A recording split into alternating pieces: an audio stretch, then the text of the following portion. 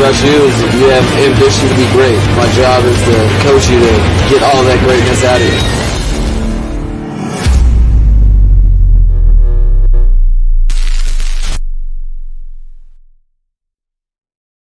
What is good, Finn Nation? What's good? It's your boy Reason. We are back here for yet another one. As we got a lot to go over tonight. The practice squad, we've got 12 of the 16 spots all filled up. We'll go over that. On top of that, Lynn Bowden has gone to the enemy like so many receivers in the past. We're going to do our little Greg Little film study. We're going to look over all of his reps with the ones because, hey, I mean, we're going to look at it. Is Greg Little the best swing tackle option for the Miami Dolphins tonight? We'll take a look at it from an all 22 perspective. On top of that, we are going to look at a article from Bleacher Report. They go some bold predictions for the Miami Dolphins. We'll look over all the Miami Dolphin roster moves. I also want to take a look at a couple of things from Mike McDaniel's media availability today because he said some key things about Waddle, the captaincy, etc., etc. So we got a bunch to go over tonight. I hope everybody is having a fantastic middle of the week. It is officially, we are beyond the middle of the week. Tomorrow, you're at the end, baby, and I'll be live tomorrow night as well. Listen, it's crazy to me, and I got to lay this out. It's crazy to me how, because I got to talk about the Tua throw came up today again because of Kurt Warner, what he said. And Kurt Warner was totally right. If you go back to my breakdown of it, I just showed you where the trajectory of the ball was going. I didn't break down his footwork and his mechanics and his base. When I actually looked at the play, I was just trying to prove that he's throwing to that spot, right? And then you see it today and you totally see, okay, yeah, he's throwing to that spot. But, Kurt Warner went into the base, explained why the ball died out a little bit at the end there, and he's totally right. But it's kind of funny to me how all these people who are like, well, Kurt he's right, Kurt Warner, he's right. Where were we all last year when Kurt Warner kept doing his film studies and saying nothing but positive things about Tua Tagovailoa? I'm like, all y'all ignored what Kurt Warner said, or you said he was wrong, but now all of a sudden, y'all using that little bit as a crutch. It's there's no consistency. It's hilarious to me. It really is. There's legitimately no consistency with these people who have their little agendas and are spinning their little narratives, man. I don't get it, man. There's no consistency whatsoever.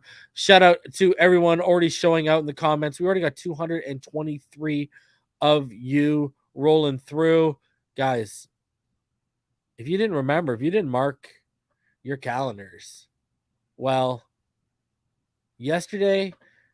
this morning at 12 a.m., guys, Phinside The NFL.com officially went live. And I want to take it. I just wanted to quickly, me and the homie Joey were proud of this. Shout out to my homie Joey. He does the intro video as well. We're proud of what's being built here right now. So you go check it out. Phinside The NFL.com. We got some merch. You go over to the shop. We got forums. We got shop. You go over to the shop here. Guys, we got merch on merch. This month, the first merch giveaway is going to be a Mike Gets Sticky shirt. That'll be on September 15th. So we got graphic tees galore for, these are the fire ones. All these face ones, they're absolutely fire. And then on top of it, we got graphic tees galore, people. What do you want? What do you need? All right, we got it for days, baby.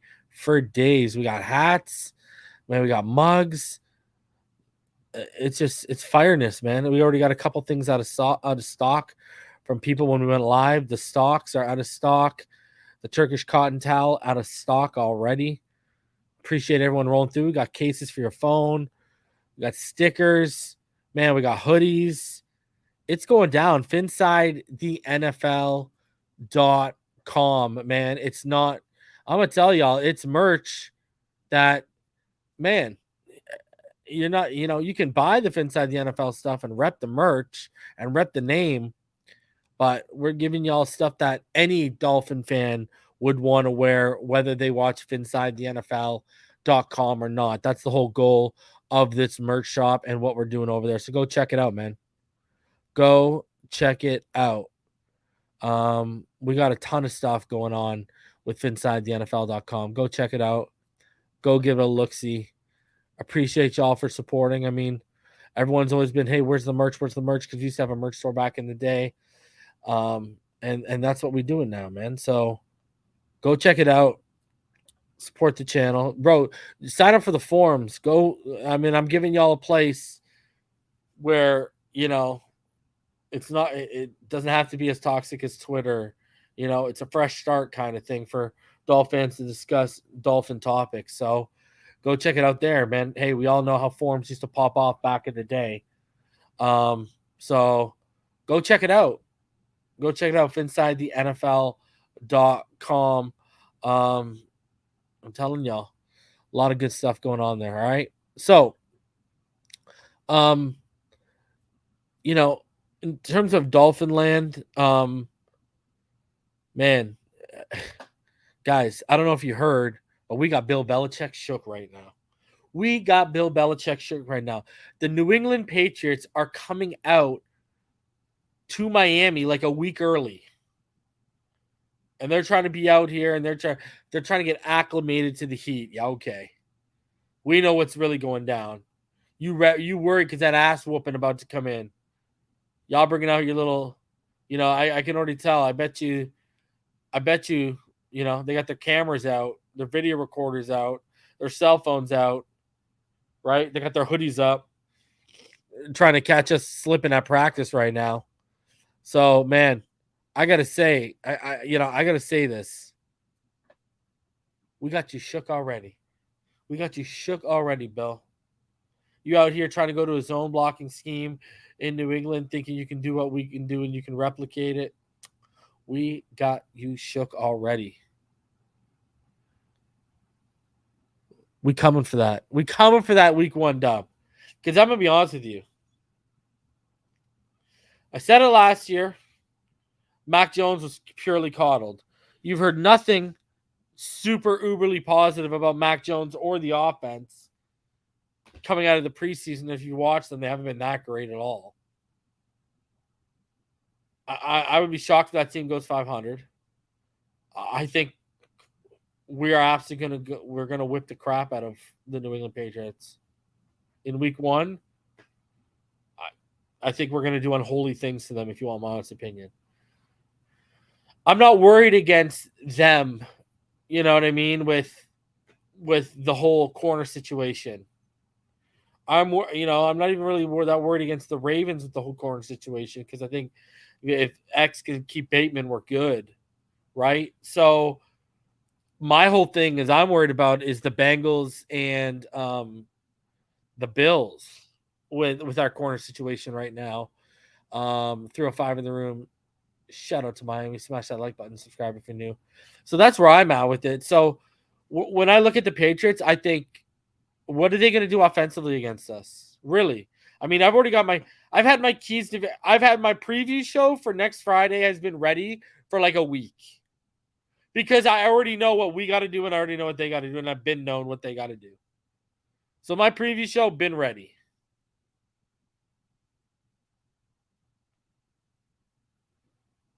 So, I mean, you know, I think Mac Jones is going to get exposed for what we all said he was last year. He was being caught. Listen, if they really thought Mac Jones was as good as everyone's like, people don't realize that when someone is coddled and when they show you what they want to show you and they protect them to a certain way, yeah, they're going to look good, because they're putting the player in all situations that could be A, negative plays, or B, negative outcomes.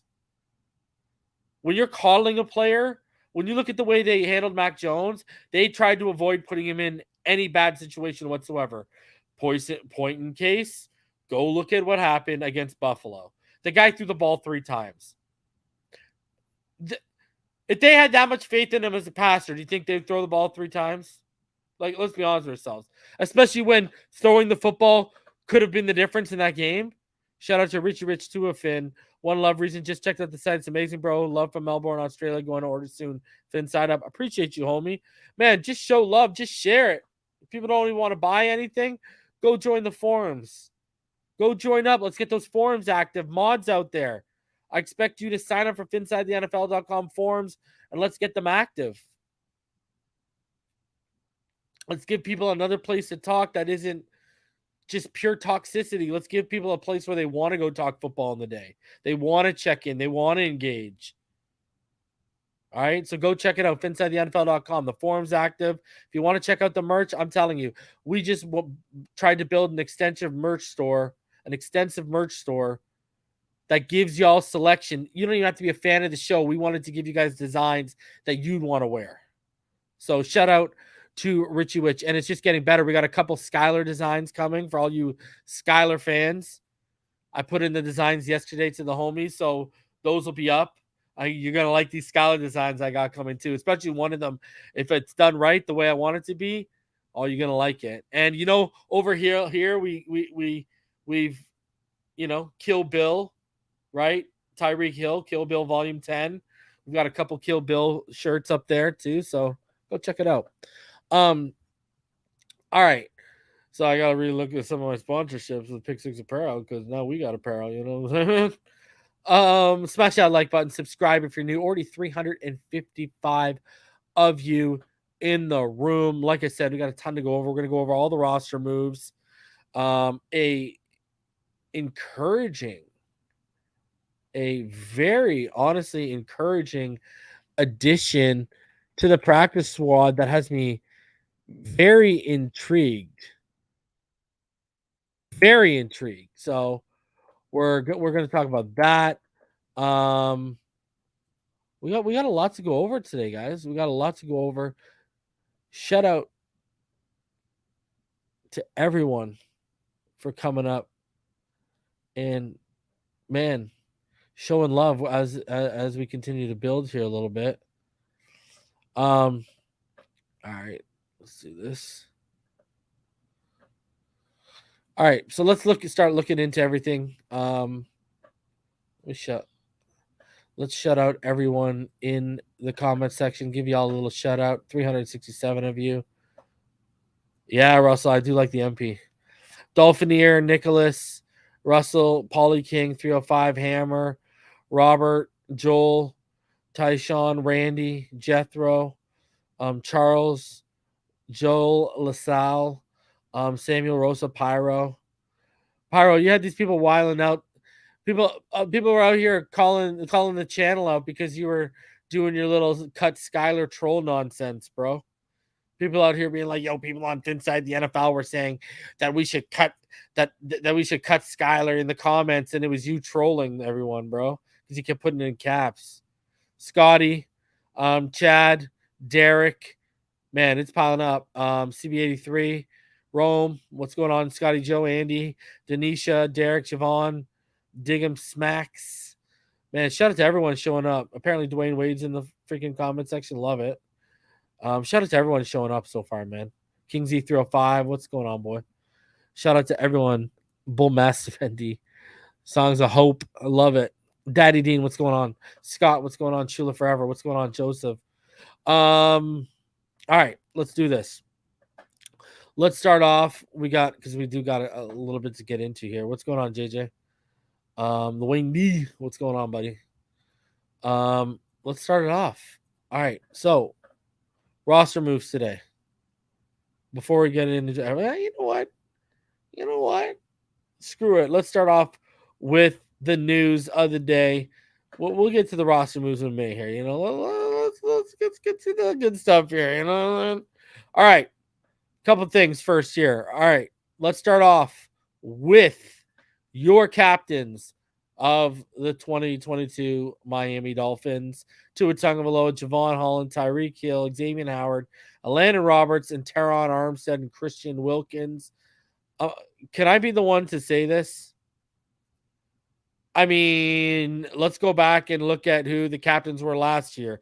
There's no Jesse Davis. Yeah, we all like Mac, but there's I mean, you put this captain list up against last year's captains, and my God, what a difference. Huh? What a difference it is. We got stars this year as captains compared to last year was, let's be honest, man. These guys weren't even glue players at the end of the day. These were just like, I don't even know what to describe them. They were the odd squad. You know what I mean? So you look at, there is no comparison right now to when you can put the new captains we have this year. It shows the difference of where this roster's at. Let's put it that way. And we got more captains. And we got even more captains than what we had. So I don't. It's just such a discrepancy when you put them with, there's like literally no comparison, right? So you look at last year's captains compared to this year. Alandon Roberts, Jesse Davis, Clayton Fledgel, Matt Collins, and McCourty were our captains last year. Compared to this year, it's Tua, Javon Holland, Tyreek Hill, Xavier Howard, Christian Wilkins, Alandon Roberts again because everyone loves him, Teron Armstead. Like, there's no comparison. The tackle who was the captain last year is Jesse Davis. The captain who's the tackle this year is Teron Armstead. An all-pro compared to the only reason this guy's still in the league, Jesse Davis, is because he must have footage or pictures or something on Flores' wife, because I don't know why the Steelers traded for Jesse Davis. Jesus, good Lord, who told them that was a good idea? So, what a discrepancy. Like, Mac Hollins was our receiver last year. This year, it's Tyreek. Jason McCourty was a safety last year. This year, it's Javon Holland. And shout out to Javon Holland. We got to give props to Javon Holland. Like, you look at it, even our captains are something you can be proud of this year. Do you not realize this? I'm telling you. I said it from the moment we brought McDaniel in. I'll say it from till the death of me. It's just different under him. I knew it last year. If we were going to bring in the OCs I wanted to bring in were Pep Hamilton or Mike McDaniel. You are now seeing why. Because if Flores would have been fired, they just would have promoted Pep or they would have promoted Mike. So we would have got this outcome anyways. I think Pep Hamilton's head coach material, to be honest with you. Everyone knows how I feel about Pep. Love me some Pep Hamilton. And McDaniel is, people want to sit there and say, oh, people, you might have given the label too early. What? Everyone was calling Flores a defensive genius out the gate. Everyone was talking about what he did in the Super Bowl. He was getting that label. And you saw right away, even though our team sucked, look at what he got out of players of Nick Needham and stuff. You saw it. And then when we got players on that roster and on that defense and it got a cohesive, you saw it come together. The thing is, McDaniels flipped that offense around. See, let's put it in perspective of this. Flores, defensive guy. McDaniel, offensive guy. Where Flores' defense was in terms of personnel-wise by his third and final year, personnel-wise, McDaniel's basically almost already there. Just look at our offensive line as the linebacker core. But you look at our receivers, compare them to the secondary. Right? You look at our running backs, compared to our defensive line, our defensive front. Now, compare our offensive line to our linebackers. If you want to put our outside linebackers in, those are your Teron Armsteads and your Connor Williams and such. And then, the guys who aren't really good, but fill in the blanks. But if you look at it, our offense is basically, from a coaching standpoint, McDaniel has gotten his offense caught up to almost right out the gate to where Flores' defense wasn't at this level in terms of scheme and personnel till year 3. You started seeing it in year 2, obviously, clearly. So I'm just saying, you can already see how quickly McDaniels turned around the personnel offensively. So listen, and we all admitted by second year we could see the genius in Flores. And you can see sparkles of it in year one on that last 5-game win streak. McDaniel's already showing us that. You look at it's different when it's the offense because it's also, the play calling is, we know it's him. He was trying to say, it was Boyer in 2020, and Boyer says it was him in 2020. So it's all over this place. Then we don't know who did it last year. I'm telling you, from what we've seen McDaniel's play calling with just a vanilla playbook in the preseason, the guy knows what he's doing. And I mean, Big O, he had a female reporter on a couple months ago from the San Francisco Bay Area, and she said McDaniel was calling plays out there. So this isn't something new. So I don't think it's premature to say, hey, I mean, people out here prematurely calling. What's the more premature thing? Are people out here calling Skylar Thompson QB1, or us saying based off what we've seen by play calling from the run game, personnel in the last game, from what we've seen? What's more premature to be like, yeah, McDaniel might be the guy that lives up to the hype, or Skylar Thompson's QB1? There's actual substance to say, hey, he might be the guy. We've seen little flashes already of, oh man, we might have struck gold with McDaniel. I'm not saying he is the guy. I'm saying, yeah, he's showing flashes that he might be that guy. Difference levels, right? We'll know by this year if he is, by the end of this year. We'll have a good grasp of if he's going to be the guy or he is the guy, or if he's not gonna. It doesn't look like he's gonna be the guy. I think we got it right. I already see it.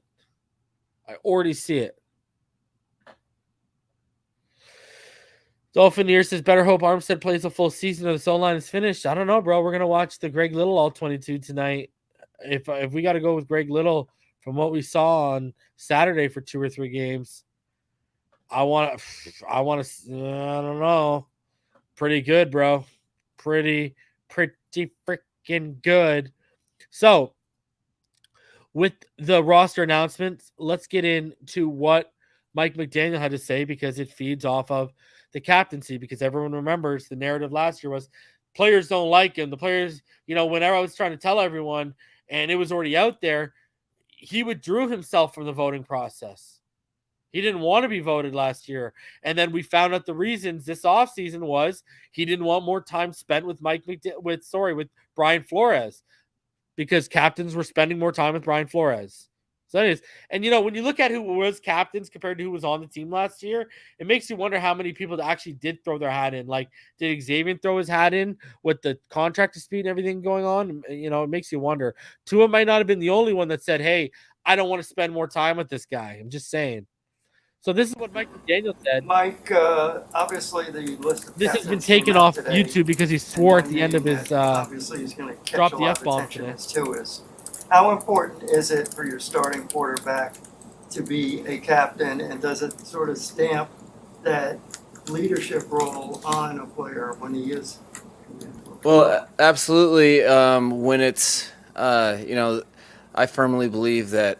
So captains represent the players, right? That's the whole position. So the way we approach it here is that the players vote for who they want to represent them as captain, and seeing how it was a point system, and the resounding highest point winner was Tua. I think it says that.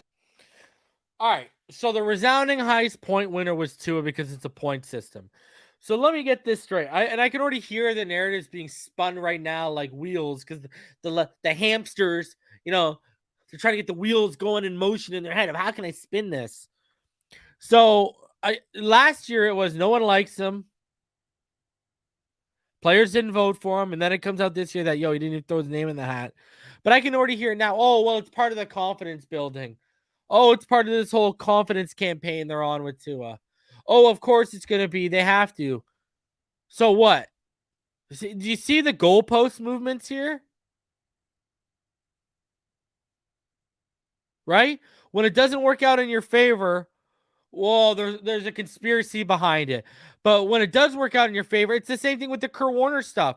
No one was talking about, except me and Dougley, no one was talking about Kurt Warner's little breakdowns last year during the season because they shed really good light. Same with the Dan Orlovsky ones that continue to get ignored because they shed good light on Tua. But the moment that Warner criticizes the base today, well, he's right. You know, he played the game. Well, where were y'all when he was telling y'all that?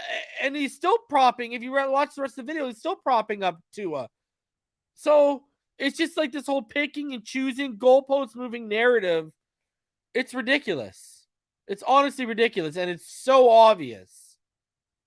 So, man, I call out both sides. I call out the Tua lovers and I call it the Tua haters. Because like I said, there's 4 sides to this. There's the Tua lovers. He can't do anything wrong. The Tua haters. He can't do anything right. And I'm a Tua believer. I've seen the tape. I know the things he needs to clean up. And I believe he'll clean them up. And I believe he'll reach his ceiling in the NFL for what he is right now. There's Tua non-believers. They've seen the tape. They don't believe he'll clean it up. And they don't think he'll reach that ceiling. Those are 4 different groups. The believers and the non-believers can have logical football discussions. The lovers and the haters, they have agendas at play. For whatever reason, they've got their agendas. I got no time for those extremists. I'm here for the believers and the non-believers. That's why I'm here for. If you're a Tua hater or you're a Tua lover and he can't do anything wrong and he can't do anything right, leave. I ain't here for you. I'm here for the people that want the information, that want to break down the film, want to hear people who know how to break down the film, me, Ball Game, and Martin, and to get to the depth and figure out what's going on. Right? That's why I know his flaws. I've broken down every single drawback of Tua Tagovailoa's NFL career on this channel. Literally, I say it all the time. I got to put the playlist together. But I've done every single dropback. First with Ball Game, then it was me and Martin and Ball Game. Right? So, and we all have experience. So, you know, I'm just saying, let's all be objective here. And listen, stop trying to just say, oh, they're trying to build his confidence up, build the confidence up. You maybe thought that you've seen it publicly with his media availabilities. Tua's come out of a shell. Maybe for a minute you don't think people like him more. Now that he's not reclused because he doesn't want to be involved with management. Sorry, the coaching staff. Look at it now. Resounding number of votes. Resounding. Let me even bring it back so you can hear what he says. Resounding. And so, the way we approach it here is that the players vote for who they want to represent them as captain, and seeing how it was a point system, and the resounding highest point winner was Tua. I think it says everything. I think that's incredibly important. Thank you very much. Shout out to DP says, what's up, Reason? Do you agree that elite rushers will go to Tua's blind side, will increase Armstead's chances? They're going to play both sides. They're not just going to specifically just rush off the right side. They're going to rotate. So, no. Armstead's body just needs to hold up. And Armstead's has always been like minor little dings and stuff like that. When it's done with the right reasons, with the right intent. And that was, the only thing that I gave the players was like, who do you want representing you each and every game? Who do you want to wear the C and understand what that C means on your jersey? That I think it speaks volumes on where he's at with the team and their belief in him. Like all the captains that were voted, it's a tremendous honor, especially with in a situation where it's 100% player controlled. So all those captain award winners were bestowed that anointment by their peers, and I think that's the greatest honor you can have in a team sport, especially the biggest team sport, which is professional football. Yep. Noticed that there were 6 guys on that list who hadn't been captains previously here.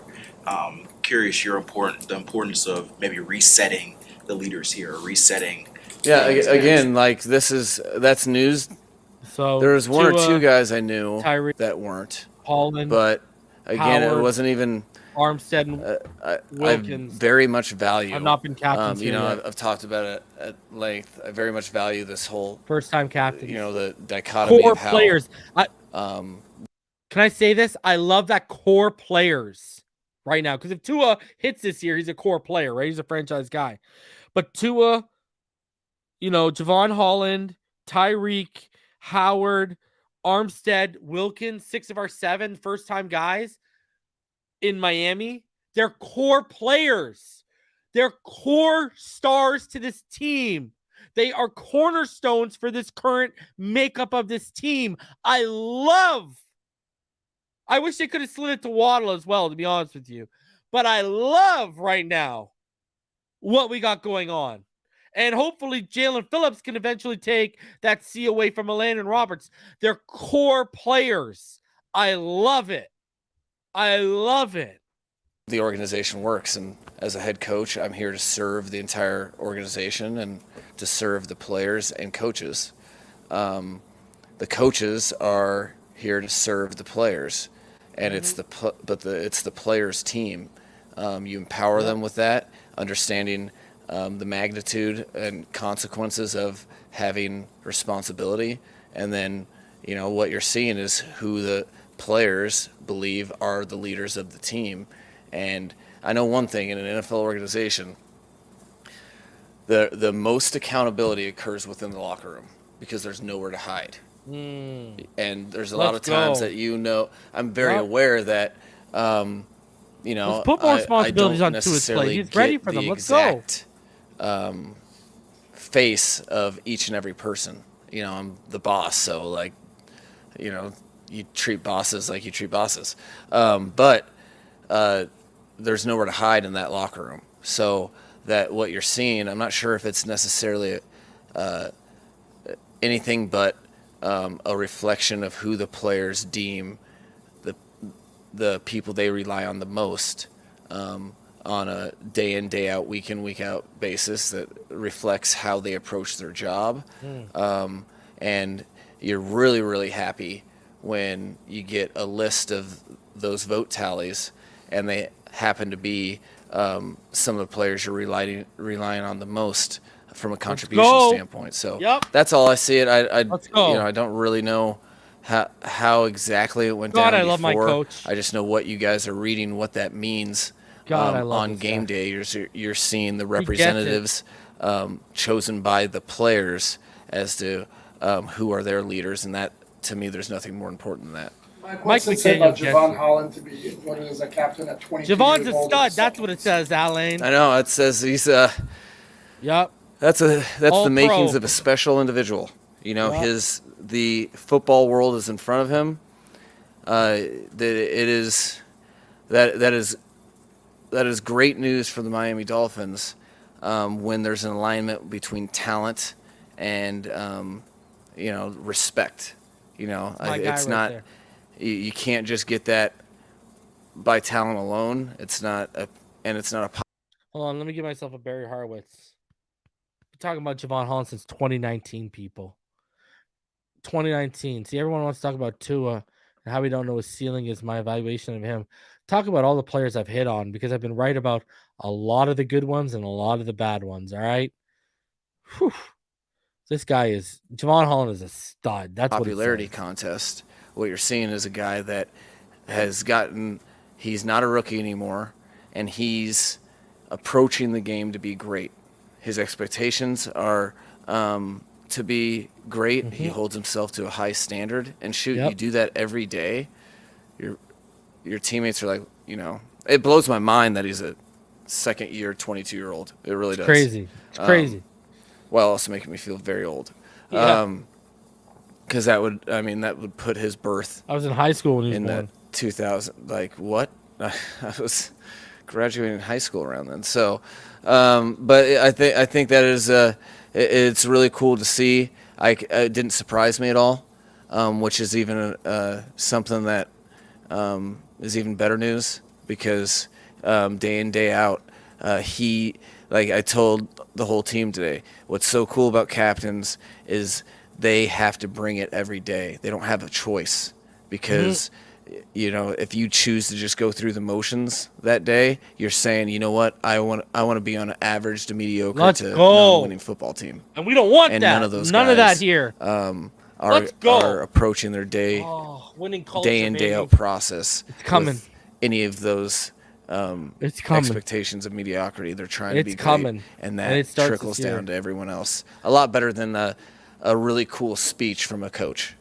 Listen, I'm telling you, the way this man talks, we are building a winning culture under this man. I'm convinced. And all the plays I'm going to see in the first week just convince me further. I don't know what else to say. That the way the Let's locker go. room is arranged, the player groups aren't separated by position. Yeah.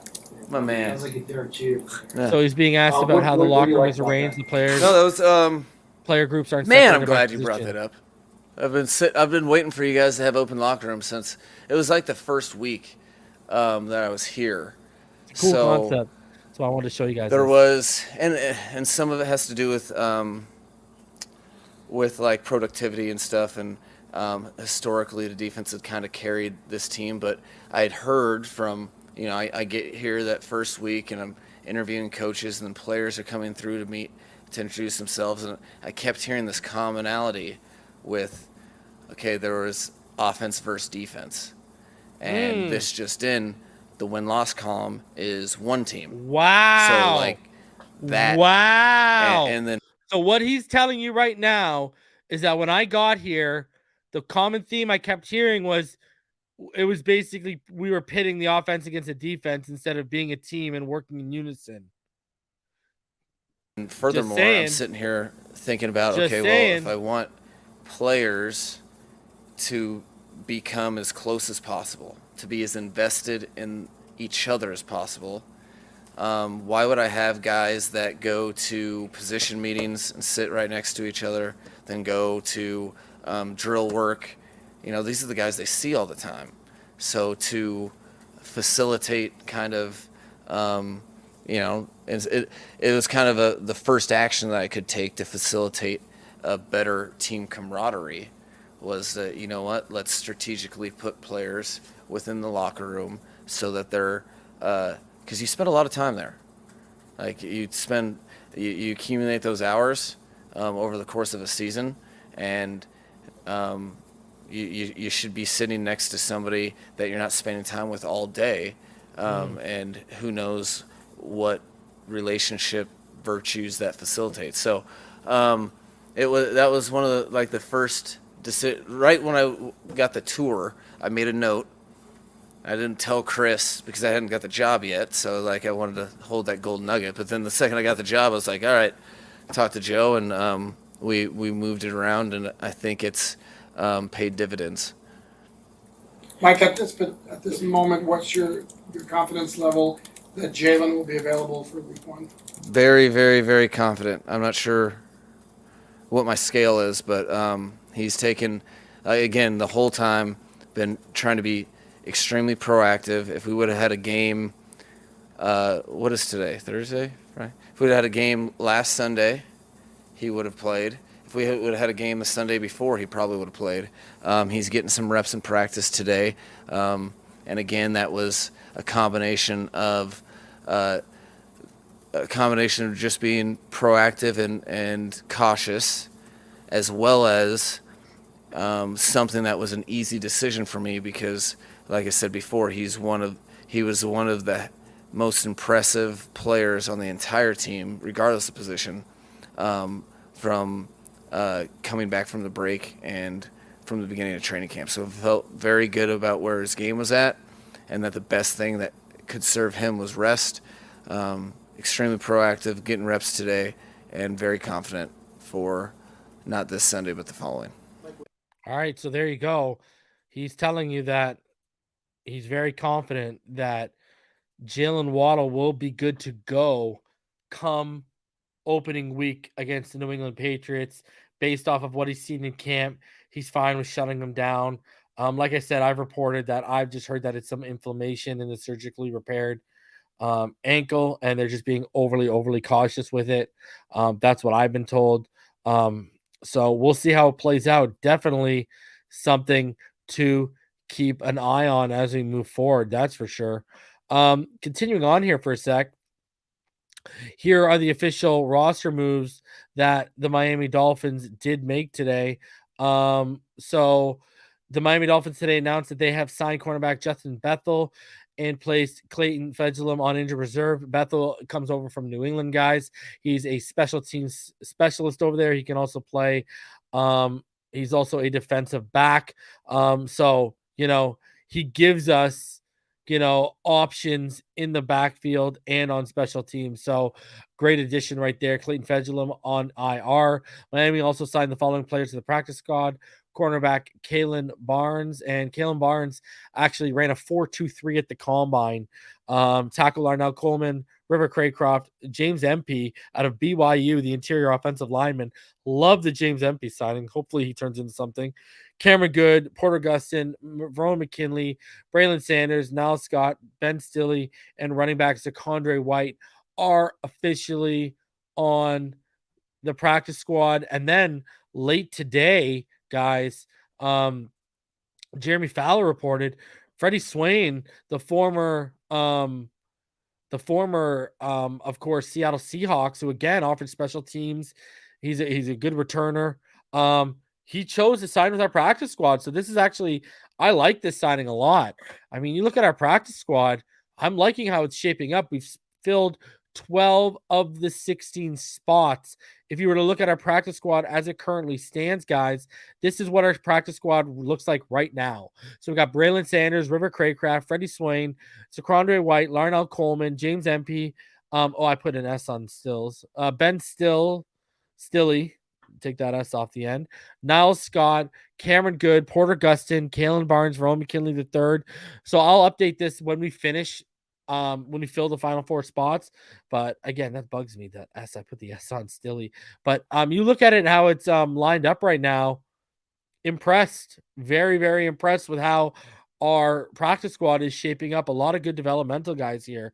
Especially that I like that one. The 3 receivers we've stashed, and Zacondre White and James MP and Ben Stilley, Cameron Good, Porter Gustin, Verone McKinley. I mean, I like the guys we've stashed here on the practice squad. I really do. Again, I apologize for putting the S on Ben Stilley. I guess it was because of Niles. It got labeled on there. But that is the current practice squad for the Miami Dolphins. Again, we filled 12 out of the 16 spots. Now, currently, if you didn't hear today, Lynn Bowden Jr. has signed to the New England Patriots practice squad. Again, they did their as usual plucking from the Miami Dolphins. So Preston Williams hasn't been picked up yet, I believe, but Lynn Bowden Jr. has gone to the enemy. Even Mike McDaniel was asked about it in his thing today. So in his media availability, and he's not really worried about him taking over. And yes, Nicholas D. Solomon Kinley has not gone anywhere as well. So Lynn Bowden is now sleeping with the enemy, like his name was Julia Roberts. Great movie. If you've never seen it, go check it out. Yeah, Topher pulled a Malcolm Perry on us, bro. What's going on? Hey, DVP was like, "Oh, come down here, call him a traitor, get him, Lynn, come on, how could you do us dirty like that? Out of all the teams, come on, brother. Out of all the teams, you had to do it. This guy's got to vent. Lynn Bowden is now like wide receiver 2 just by being signed to the practice squad. Let's also be honest. All right, considering their options over there. Jeez, let's be real honest here. All right. Article from. I want to go over a couple articles here. From Barry Jackson here. About Ahmed and Gaskin. So here is from today. So Myles Gaskin and Salvin Ahmed, buddies and former teammates at the University of Washington, didn't have a survivors watch party Tuesday night, but they could have. During offseason, when the Dolphins seemed determined to upgrade at running back, the team ultimately ended up keeping 2 members of last year's backfield along with 2 newcomers. But the 2 incumbents differently. Oh, okay. But the 2 incumbents justifiably feel a sense of accomplishment after seizing roster spots in a 7-man preseason running back competition. Both beat out veteran Sony Michel and 2 younger players for spots on the 53. Gaskin also overcame a financial dynamic working against him. His entire $2.5 million salary is non-guaranteed unless he's on the roster for week 1. Did Gaskin, last season's starter, ever feel like the odds were against him after the Dolphins kept adding new running backs? I guess I got the pressure. My parents asking other people. He said, obviously, it was a stacked room. I wanted to be here. I'm a pretty confident person. What got me here was working every single day, believing in myself. He said the fact that Dolphins signed 3 veteran backs added motivation, but I was able to pick up a few things from these guys, learning from Chase, him and I being the same type of back, smaller type. Mastering the team's new wide zone blocking scheme also helped. I've been studying like a kid again, like college, making flashcards, doing everything I can do to pick it up as fast as I can. So, man, Gaskin is putting in that work. Gaskin, whose per carry average dropped from 4.1 yards on 140 carries in 2020 to 3.5 on 170 carries last season, is no longer the starter, and his playing time conceivably could plummet. Nevertheless, I'm excited to be on this team. I'm excited to see what we're going to do this year. Ahmed, meanwhile, survived, even though his rushing average behind a poor offensive line plunged from 4.3 on 75 carries in 2020 to 2.8 on 54 attempts last year. He seems a good fit in the new offensive system. It's a fun offense to be a part of, Ahmed said. Mike McDaniel is a genius. Look at Tua and Mike McDaniel getting along. Attaboy. Ask if he and Gaskin had a moment this week to celebrate or at least acknowledge they've survived another roster cutdown day. Ahmed smiled. Happy to have my dog here, he said. McDaniel called the running back competition brutal. Sony did not make it easy, but to those guys' credit, one of the things that I was so impressed with was whenever we were signing running backs in the offseason, Miles and Ahmed in particular, how they handled that was not sulking. It was like clockwork. They were outside in the field and the weight vests on working. Eric Rowe and AVG were not seen at practice today. Xavier Howard, speaking about his appreciation for Javon Holland, said Holland, even as a rookie last year, gets on him if he's not doing something to Holland's liking, such as not being in the spot he's supposed to. Howard said he had no issue with that. It's about holding people accountable. But as Howard recalled with a smile on his face, there was a moment during the joint practices in Tampa when I was hot. When you mess up, you're down on yourself. And Javon got on me and said, if you say one more thing to me. Chris Greer on the team's roster, we feel like we've got a good deep group. It's a good mix. We're still fairly young. 48% of them have never been in an open locker room. And then NFL locker rooms closed to the media after 2019 season because of the pandemic. In the case of the Dolphins and most NFL teams reopened this week for the first time since. Players aren't separated by position in the locker room, and that's by design. McDaniel said when he first met players after he got the Dolphins job, I kept hearing the commonality that it's offense versus defense, and this just in the one win-loss column is one team. So we going over again what he said today in terms of he came in and there was clearly a divide. The Patriots will practice at Palm Beach Atlantic in West Palm Beach next week in an attempt to acclimate themselves to South Florida weather before their September 11th opener against the Dolphins at Hard Rock Stadium. So, yeah, I mean, we got Belichick shook. Belichick is shook, baby. He's down here early saying, oh, I got to take care of it. I got to take care of it. All right, let's get into it. I wanted to show you guys, I want to take a look at the 17 snaps Greg Little had because they're actually impressive. I mean, there's not an overton to criticize here. So let's get into this. I want to take a look at Greg Little and how he performed against the Philadelphia Eagles on Saturday. So I've highlighted him there, number 75. This is obviously the opening play of the day. We're going to look at all his reps with the ones, all right? Because we want to see swing tackle here, right? So you see the motion there from Gaskin. Again, look at the base. Look at the hands. You know, he's got him locked.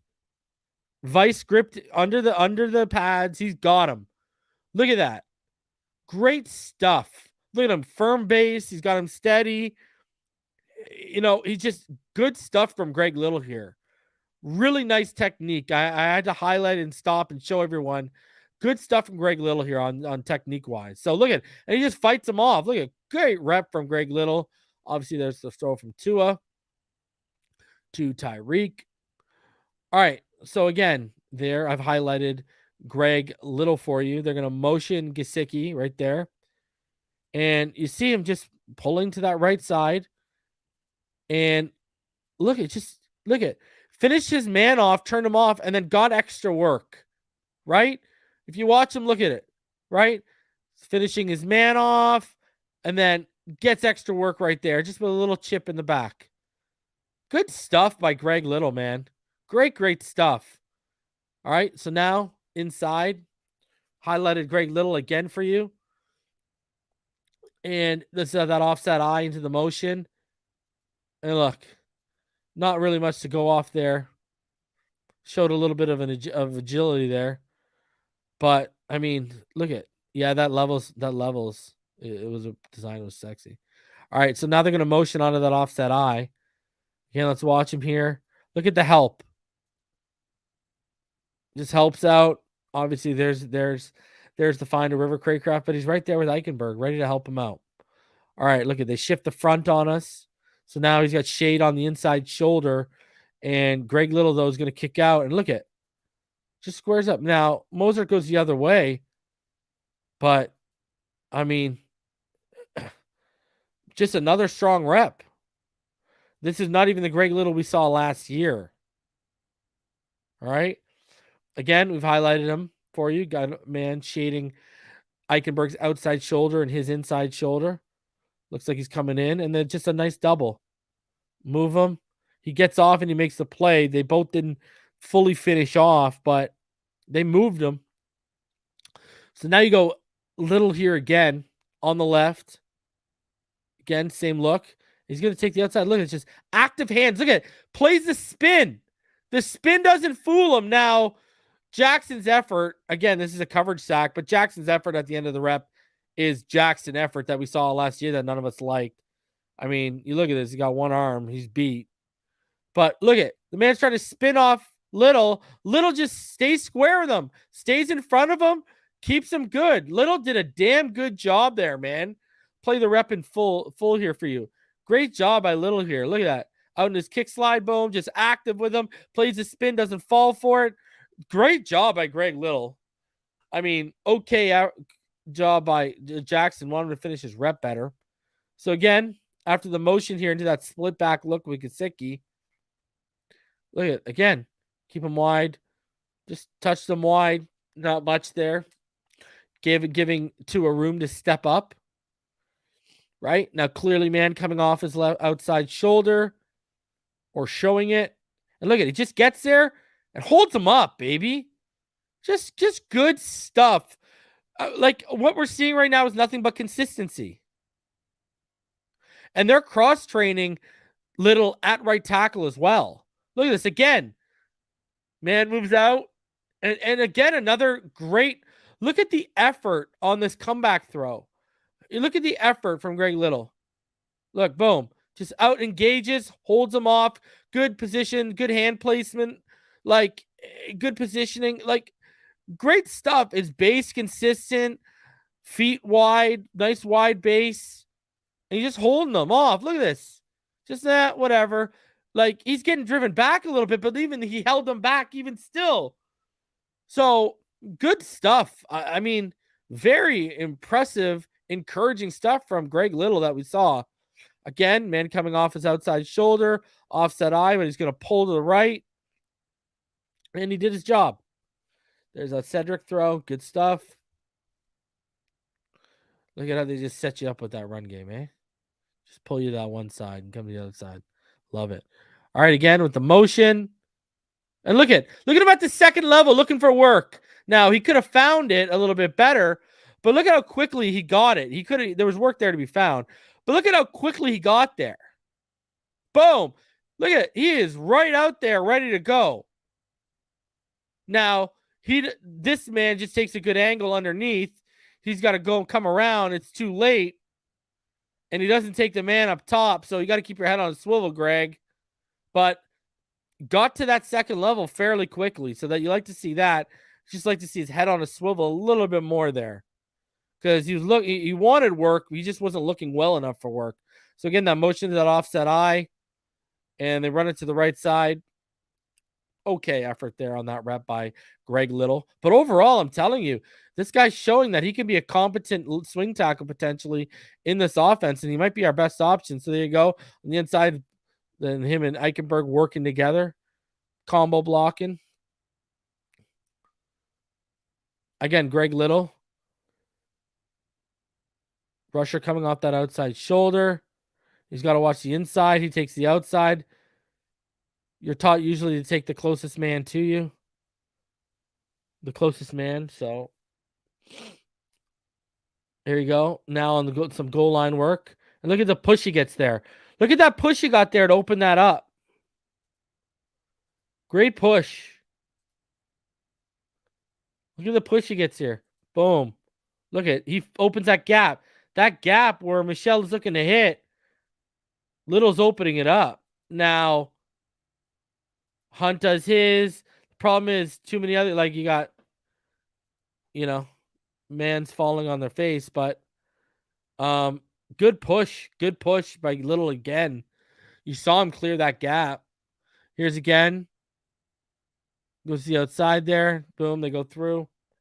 So overall, I really like, was there anything that made you go, oh my God, Greg Little? And there was stuff last year that made you go, oh my God, Greg Little. Again, we are seeing the impacting of coaching, the impact of having the right offensive minds around these players.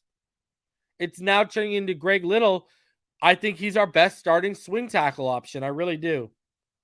From what I saw, from a guy who came back from injury during camp and was able to translate that well to a game right out the gates, he's only going to get better in this offense. So, and again, the man took over for Laremy Tunsil in college. Now, he was never Laremy Tunsil, but he's always looked at in terms of, now I always viewed him as an Austin Jackson type here. Very similar. And you see the results we're getting from Austin Jackson right now. They're competent and more than competent at times. So I'm just saying the offensive line, if you find that swing tackle, that is huge. That is huge. So personally, I like what I saw from Greg Little.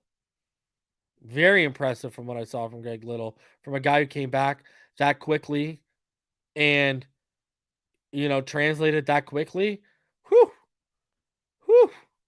Man, I'm telling you, Greg Little, swing tackle 1. Let's go. Speaking of, article here from Barry Jackson. Dolphins find their number 3 tackle and notes from first media day in locker room. The Dolphins' search for a number 3 offensive tackle has ended, at least for now, with a player already here from last year. Greg Little, a former second-round pick of the Carolina Panthers, not only won his battle with Larnell Coleman to make the 53-man roster, but also survived the waiver claim process Wednesday when Miami bypassed adding any one of dozens tackles released by other teams. It was a show of faith by the coaching staff, intrigued by his skill set, and general manager Chris Grier, who admired his game going back to Little's time at Mississippi, Ole Miss.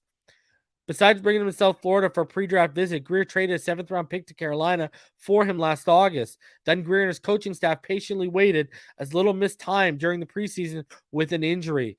Little returned for Saturday's game against the Eagles and won a job with an excellent performance. Grier showed a lot of confidence in me, told me last August how he liked my game out of college, Little said Wednesday. Chris is a fantastic guy. And Little said this coaching staff is maximizing his talents. This is a great system. It was shown on tape before me. The resume of the scheme is tremendous. I bought in early and really trusted the process. This system fits what I do well, being athletic, moving around, using my size. For 2 weeks in camp, Little sat and watched Coleman, Keon Smith, and others take tackle snaps while he nursed an injury. It was tough because I felt like I had a good camp, Little said. The biggest thing was to stay mentally engaged. Though he's more comfortable at left tackle, he played right tackle some in high school and is cross-training there, which would allow him to enter the game if either starting tackle Taron Armstead or Austin Jackson goes down.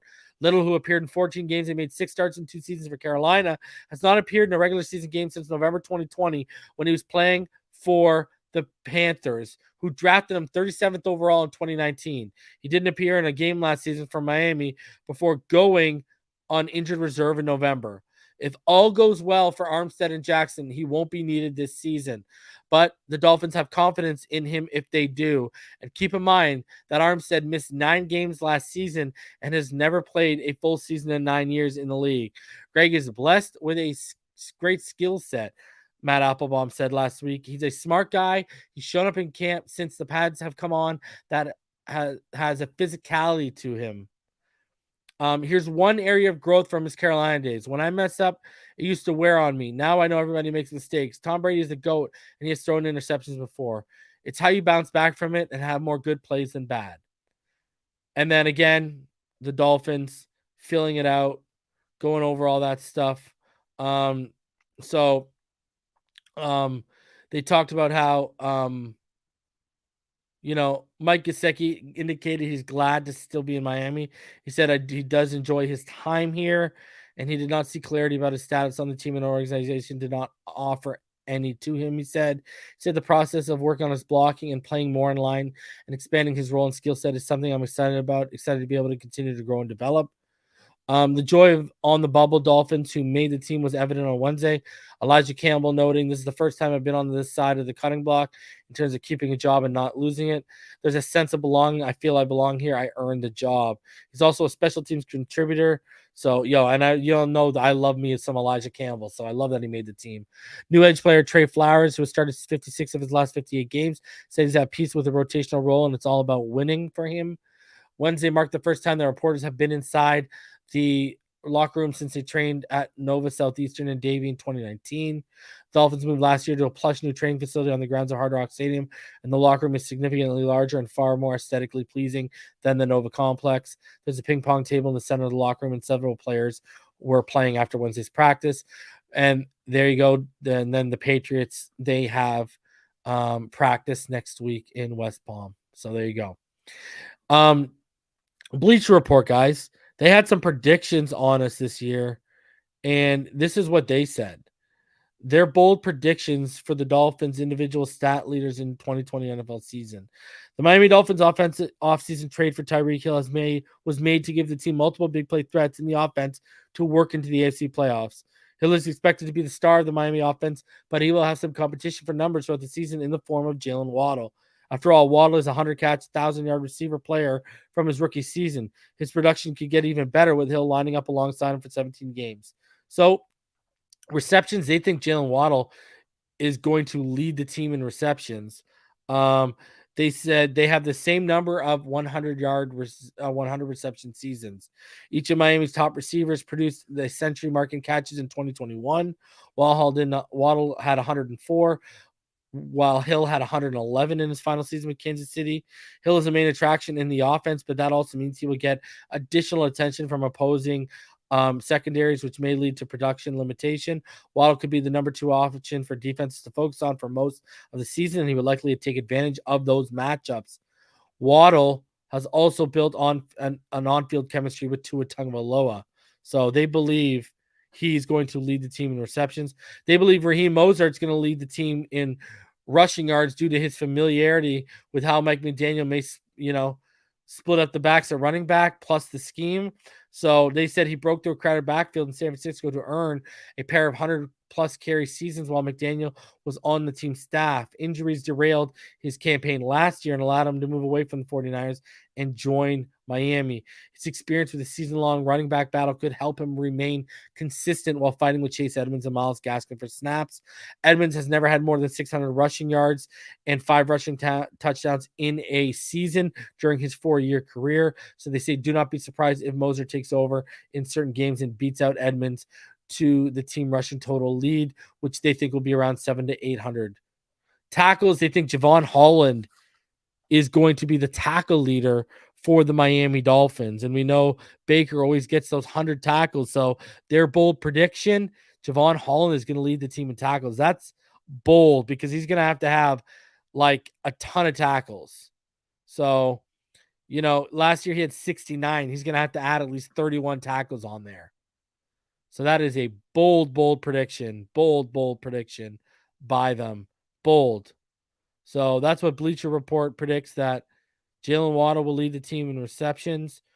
Raheem Mostert will lead the team in rushing yards. And Holland leads the team in tackles. Bold stuff. Guys, there is 600 of you in the room. Smash that like button. Subscribe if you're new. And if you are just here, guys, PhinsideTheNFL.com is live. Go ahead. Check it out. Guys, PhinsideTheNFL.com. We're doing it over here, right? Latest episodes, when merch drops are coming, go check it out. Go check the shop. The shop has stuff. We've got the Mike Get Sticky tee that will be going out to one lucky winner on September 15th. We got graphic tees. You can sort by player and price and color. Got graphic tees for you guys, like plethora of graphic tees. These are not just these are made for y'all to enjoy wearing. Not just rep Phinside. We got hats, we got bottles, we got socks, backpacks, phone covers, stickers. We got hoodies galore. Go check it out, man. PhinsideTheNFL.com. We got forums coming for y'all too. So go check out the forums. Y'all are going to love it. PhinsideTheNFL.com. A lot of work has gone into this. Man, go check it out right now. PhinsideTheNFL.com. It's big things, man. We always do it big here. We always take it to the next level on Phinside the NFL, and that is just a part of it, man. That is just a part of it. So I'm in terms of content wise, I'm going to be back tomorrow night. And then next week it starts, guys. Next week it all begins. This is what, let's break it down for y'all. Next week, we're going to be getting into it. So we're going to be getting into our preview show on Friday. We're going to preview the first game of the season between the Dolphins and the Patriots. On Wednesday, September 7th, we will have our regular season roundtable. Dudley Durong, Neil Driscoll, Richmond Webb, Mr. Ballgame, Dante Collinelli, and more will be coming on, and we'll be giving our predictions like we do every year. Sunday, I will be live for the game. We will have two shows. I'll be live reacting to the game, and then after it, we will have the first episode of the fifth quarter post-game show, which will be live as soon as the game ends, and as soon as the live reaction stream ends, we'll go to that. That'll be an open panel for y'all to come on and discuss the game, and then we get into our recap and review shows on Monday, and then, hey, man, we are into the season, so we got a lot of stuff coming, man. A lot of stuff coming. We are about to kick it into high gear starting next week. So I appreciate all y'all for coming through on this Thursday night. I got to go. Guys, check it out in the description below. The newest episode of Fin Too Deep with myself and Neil Driscoll is out. Go check that out down below. Me, Ballgame, and Richard Webb in about 15 minutes are about to record the next episode of The Finish Line, which will be out tomorrow. So content galore coming you, and I'll be back tomorrow night around 8 p.m. Hopefully the practice squad fills out. We might break down a little bit more film, take a look at another player who had a great day on Saturday. So we got a lot of stuff to break down and go as we gear up for the season. I appreciate each and every one of you coming through. Man, can you believe it? 10 days away from football. Smell that? It's in the air, baby. It's in the air. I cannot wait. It's coming, baby. It's coming. Listen, I appreciate each and every one of you for coming in. Go check out the website. And also, for all y'all in the fantasy leagues, we got the drafts coming up this weekend as well. So Friday and Saturday, we got the drafts coming. So be out on the lookout for that, all right? Listen, appreciate each and every one of y'all. You already know what time it is. Fins up all day, every day, even beyond the grave in which we'll lay. PhinsideTheNFL.com. Go join the forums. Go get them active. Mods, I'm calling on you. Go join right now. All you mods, go join. All right? Appreciate all y'all. I'll see you tomorrow. Fins up, baby. Let's get it.